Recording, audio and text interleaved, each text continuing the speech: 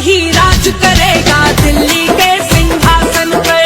राम भक्त ही राज करेगा दिल्ली के सिंहासन पर। राम प्रतिष्ठित किए जिन्होंने अवधपुरी के आसन पर। राम प्रतिष्ठित किए जिन्होंने अवधपुरी के आसन पर। राम भक्त ही राज करेगा दिल्ली के सिंहासन पर।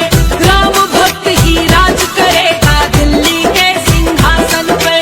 राम भक्त ही राज करेगा दिल्ली के सिंहासन पर। जय श्री राम जय श्री राम जय श्री राम जय श्री राम जय श्री राम जय श्री राम जय श्री राम जय श्री राम। संसद की चौखट को वंदन, लोकतंत्र को मान मिला। दुनिया भर में भारत माता को अपनी सम्मान मिला। 7 दशक तक हमने देखा जिसको सहमा डरा डरा। 1 दशक में अंबर हमको निर्भय हिंदुस्तान मिला। विश्वासों को सदा सहारा मिले जहां अनुशासन पर।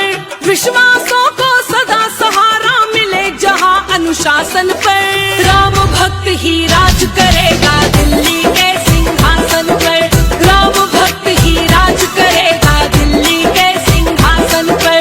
राम भक्त ही राज करेगा दिल्ली के सिंहासन पर।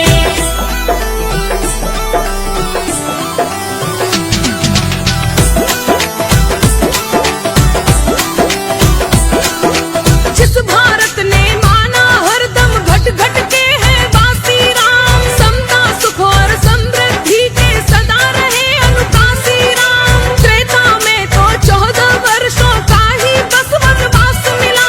5 सदी तक पर कलयुग में बने रहे वनवासी राम। जग बलिहारी जाए अपने परम प्रभु के दर्शन पर। जग बलिहारी जाए अपने परम प्रभु के दर्शन पर। राम भक्त ही